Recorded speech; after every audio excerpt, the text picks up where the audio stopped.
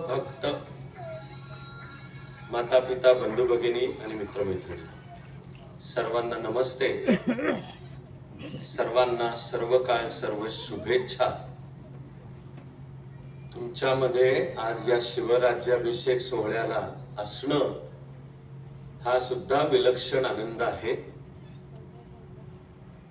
शिव तुतारी प्रतिष्ठान त्याचं कार्य या सर्वांनाही मी मनापासून सर्व शुभेच्छा व्यक्त करतो. आणि त्या नुसत्या शब्दातल्या नाही, इथून पुढच्या काळामध्ये सुद्धा शिवाजी महाराज व्यक्तिमत्व विचार त्या शिवाजी महाराजांचा छावा या नात्याने अवघड प्रसंगी जे ठामपणे उभे राहिले संभाजी महाराज आणि असा सर्व पुढे मराठ्यांचा इतिहास याची मशाल संपूर्ण भारतामध्ये पोचावी. मी केवळ महाराष्ट्र म्हणत नाही, संपूर्ण भारतामध्ये पोचावी. आणि ताईंनी जशी अपेक्षा व्यक्त केली की सर्व मुलांना नव्या पिढीला हा पराक्रमाचा जिंकण्याचा आणि मुख्य म्हणजे देशासाठी काम करण्याचा वारसा पोचावा, यासाठी मी तुमच्या बरोबर आहे. पुढे सर्व कामात सुद्धा आहे. आज नुसताच एका कार्यक्रमापुरता आलो माझं भाषण ठोकून गेलो असं नाही. असं मी मनापासून माईक वरून सुद्धा शब्द देतो. शिवाजी महाराजांनी आपल्याला काय शिकवलं आणि आपल्याला काय कामाला लावलं याचं मला कळलेलं मी एक ओळीचं वर्णन सांगितलेलं आहे. शिवाजी महाराजांनी आपल्याला भारतासाठी लढायला आणि जिंकायला शिकवलं. एक ओळीचं वर्णन आहे की महाराष्ट्राचा महाराष्ट्रपणा कशात आहे, तर तो काहीतरी गल्लीतली संकुचित मनांची छोटी छोटी भांडणं आणि एकमेकांचे पाय जमलं तर गळेच कापणं, यामध्ये महाराष्ट्राचं महाराष्ट्रपण नाही. महाराष्ट्राचा महाराष्ट्रपण आहे. महाराजांनी आपल्याला त्या कामाला लावलं. आजही आपल्याला तेच काम करायचं आहे. ते लक्षात ठेवून काम करणार असलो तर आपण शिवराज्याभिषेक सोहळा योग्य जपतो आहोत असा अर्थ झाला. आणि नाही तर मात्र मग नुसतं टाळ्या पिटल्या हार फुलं गुच्छ घरी गेलो, प्रेशर कुकरच्या पहिल्या शिट्टी बरोबर विसरून गेलो. मला आणखी एका गोष्टीचा आनंद आहे की तुम्हाला ते जिंकणारा समाज घडवण्यासाठी हे पुस्तक मुलांना द्यावंसं वाटलं. मला आनंद आहे त्याचा. आत्ताच्या या कार्यक्रमाला धरून असलेला एक मुद्दा त्या पुस्तकात आहे. ज्या मुलांना मिळेल ते वाचतील अशी मी आशा अशी अपेक्षा करतो. मूळची संज्ञा बायोलॉजीतली बायोटेक्नॉलॉजी किंवा जेनेटिक्स हे जे शास्त्र आहे ते सांगतं की आपल्या सगळ्यांना घडवणारा मूलभूत जीवशास्त्रीय घटक कोणता, याचं उत्तर आहे जीन आपला प्रत्येकाचा. आणि त्याचा आकार असतो डबल हेलिक्स असा इंग्लिश शब्द आहे त्याला. दोन धागे असे एकमेकात गुंफत जातात. ती प्रोटीनची साखळी असते आणि मग त्या धाग्यांवर ATCG असे, पण मुख्य आकार आहे तो असा. माझ्या एका जेनेटिक्सच्या शास्त्रज्ञ मित्रांनीच त्यावर मराठीत पुस्तक लिहिलंय. त्याला त्यांनी नाव दिलं गोल गोल जिने. कारण तो जीनचा जो आकार आहे तो जणू असे गोल गोल जिने, त्याचे दोन धागे असतात एकमेकात गुंफलेले. मला कधीच जाणवलंय की महाराष्ट्राचा जेनेटिक कोड, संतांनी दिलेली शिकवण, अवघे विश्वची माझे घर, आणि शिवाजी महाराजांनी सांगितलेला हिंदवी स्वराज्य, या डबल हेलिक्स मधून महाराष्ट्राचा जेनेटिक कोड घडतो. ज्ञानोबा माऊली पासून तुकोबा राय, समर्थ रामदासही त्याच यादीत येतात. काही जण त्यातही भांडण निर्माण करून आत्ताच्या महाराष्ट्राला तोडण्याचे उद्योग करतायत. ते यशस्वी होणार नाहीयेत. जोपर्यंत ज्ञानबा तुकाराम एकत्र आहेत तोपर्यंत महाराष्ट्र महाराष्ट्र. आणि शिवबा घडवताना जिजाऊंनी ती दृष्टी या महाराजांच्या मध्ये उतरवली म्हणून आपण इथं बसलो होता. स्वतंत्र भारत आहे कारण शिवाजी महाराज होऊन गेले. तेव्हा एक धागा संतांची शिकवण आणि तोच पाया घेऊन शिवाजी महाराजांनी त्यावर हिंदवी स्वराज्याची इमारत उभी केली. हे आपल्याला लावलेलं काम आहे. आपलं काम आहे जीवनाच्या आपल्या क्षेत्रात भारत देशासाठी काम करणे. जीवनाच्या आपल्या क्षेत्रात आपल्या परीने. म्हणजे मी काय कीर्ती प्रसिद्धी पद पैसा सत्ता याबद्दल नाही बोलतोय.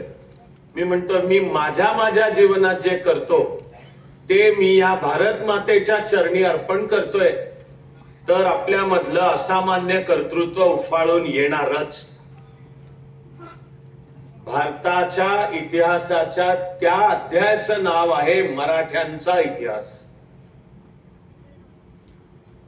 थोडं मी स्पष्टपणे बोलतोय की गेला काही काळ या महाराष्ट्रामध्ये अशा काही शक्ती विशेषतः त्यांना वाटतं की त्या त्यांचा संकुचित राजकीय स्वार्थ आहे ते महाराष्ट्राची ही एकात्मता तोडून महाराष्ट्राला काही जातीपातींमध्ये वाटता येईल का.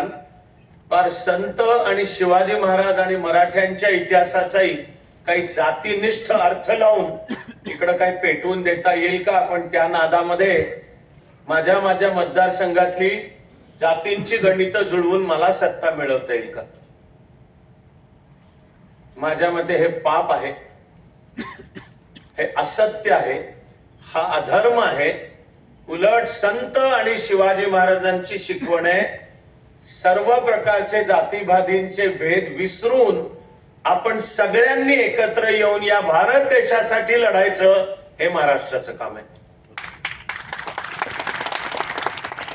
जर कोणी शक्ती त्यामध्ये फूट पाडून त्यांना वाटत असेल की काहीतरी त्यांचा राजकीय स्वार्थ साधणार आहे तर मला तर खात्रीच आहे की तो पण साधणार नाहीये. पण ते ज्या तथाकथित जातीच्या नावाने गळे काढत बोलतायत त्याचं सुद्धा भलं होणार नाही. महाराष्ट्राचा महाराष्ट्र पण संत आणि शिवाजी महाराज आणि तिथून पुढचा मराठ्यांचा इतिहास याचा आदर्श ठेवून उलट आपल्या दुर्दैवाने कधी काही असलेच भेद तर ते विसरून सर्व कर्तृत्व भारत मातेच्या चरणी अर्पण करणे ही पुढच्या कर्तृत्वाची दिशा आहे.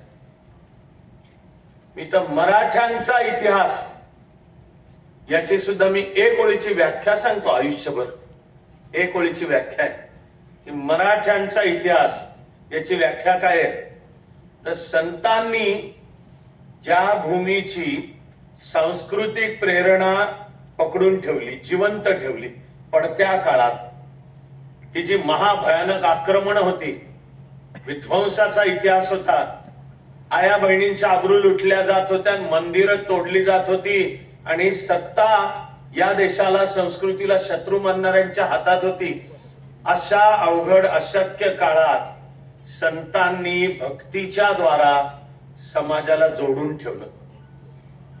आपल्या सर्वांच्या मध्ये एकच ईश्वर आहे पण तो तुझ्यातला तो ईश्वर ओळख हे घेऊन जी वारी दरवर्षी निघत होती तो एक प्रकारचा त्या काळातला सत्याग्रह आहे.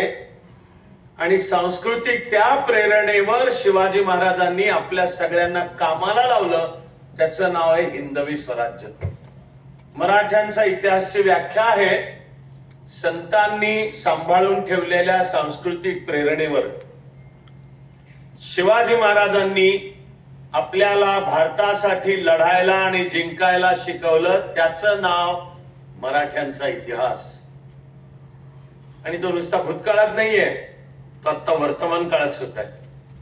आपल्याला आजच्या काळात सुद्धा जीवनाच्या वेगवेगळ्या क्षेत्रात आपली बुद्धी आपले संस्कार आपलं कर्तृत्व घेऊन लढायचं ते भारताच्या विजयासाठी. हा मला कळणारा मराठ्यांच्या इतिहासाचा अर्थ आहे.